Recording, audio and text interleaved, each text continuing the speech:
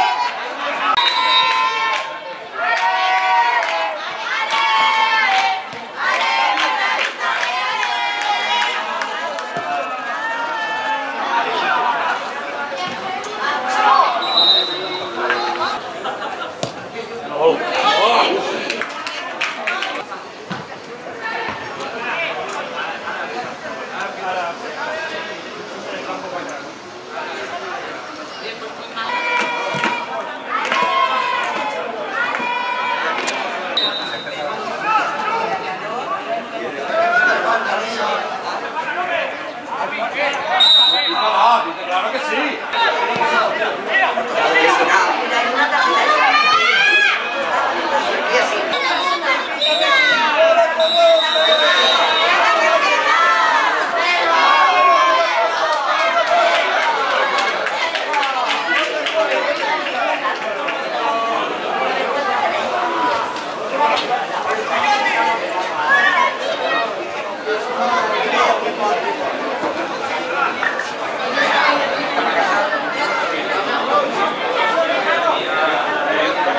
Bé, doncs un partit que necessitàvem guanyar, que hem sortit molt bé, era el que esperàvem i el que volíem, i la veritat és que se'ns ha ficat molt bé des del principi. I tot i que a partir del tercer gol hem estat masses minuts amb una intensitat més baixa, sense crear perill, però bueno, contents perquè hem guanyat al final. Sí, molt, perquè com tu dius, 2 victòries seguides que necessitàvem, que ens fa estar més a prop de la zona que marca l'equip de descens, i molt necessitats, i això el que busquem és apropar-nos a aquesta zona que parlem i agafar confiança per seguir sumant. Sí, molt necessària perquè